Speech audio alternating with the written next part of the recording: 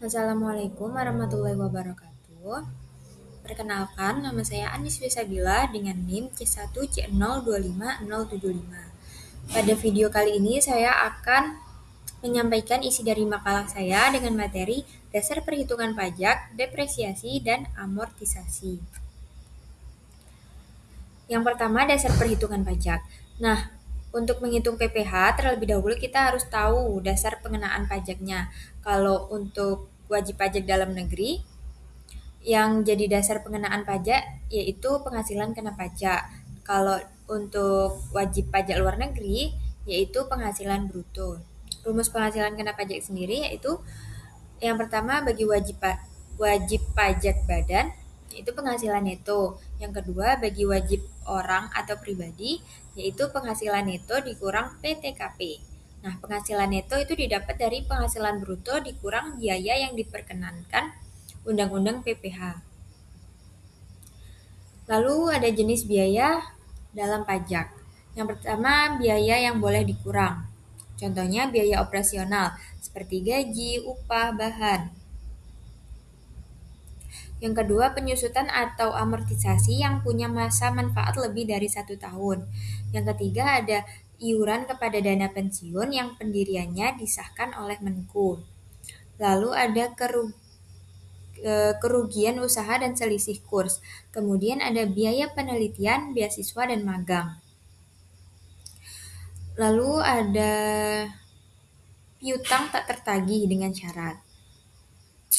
Syaratnya itu telah dibebankan sebagai biaya dalam laporan keuangan komersil, lalu telah diserahkan ke Badan Urusan Piutang dan Lelang Negara, lalu telah dipublikasikan, dan yang terakhir menyerahkan daftar piutang tidak tertagih ke Dirjen Pajak.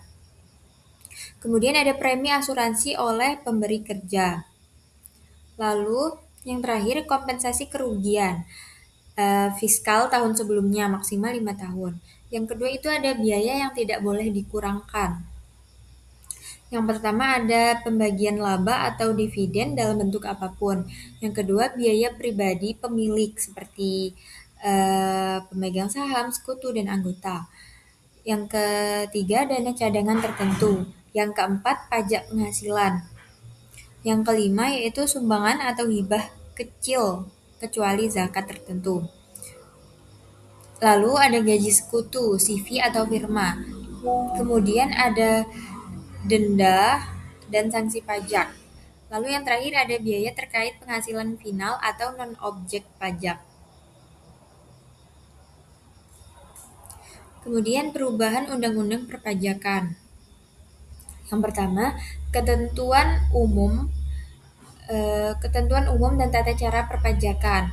Yang awalnya UU nomor 16 tahun 2000 berubah menjadi nomor 28 tahun 2007. Kemudian ada pajak penghasilan.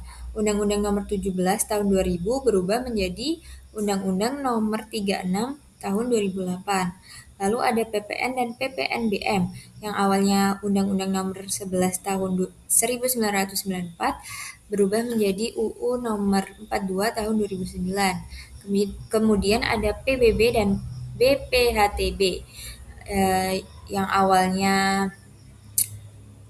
UU nomor 12 tahun 1985 dan UU nomor 21 tahun 1997 menjadi UU nomor 28 tahun 2009. Selanjutnya ada PTKP.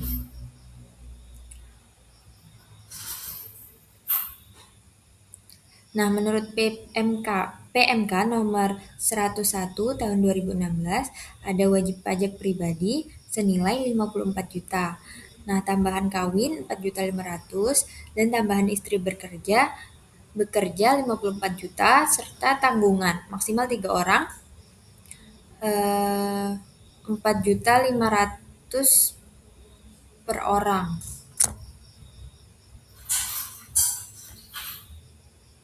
Lalu ada tarif pajak menurut pasal 17 Undang-Undang PPh.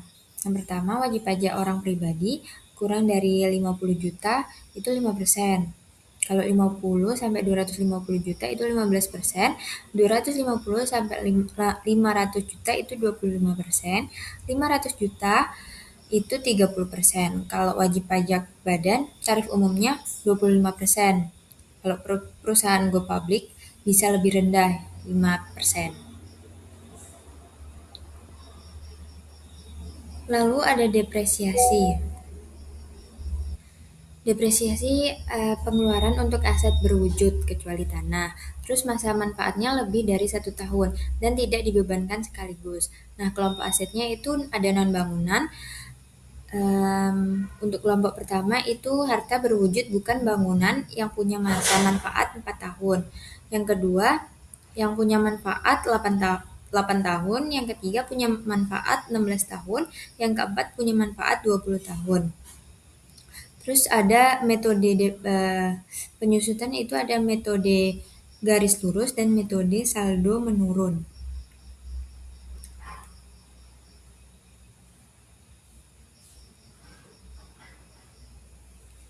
Kemudian ada amortisasi. Itu untuk aset seperti hak paten, lisensi, dan lain-lain. Nah, masa manfaatnya lebih dari 1 tahun dan tidak dibebankan sekaligus. Nah, kelompoknya untuk kelompok pertama yaitu harta tidak berwujud bukan bangunan yang punya masa manfaat 4 tahun. Yang kedua yang punya masa manfaat 8 tahun. Kelompok ketiga punya manfaat lebih dari 16 tahun. Kelompok keempat punya masa manfaat 20 tahun. Dan metodenya yaitu ada metode garis lurus, straight line method. Yang kedua ada metode saldo menurun, declining balance method.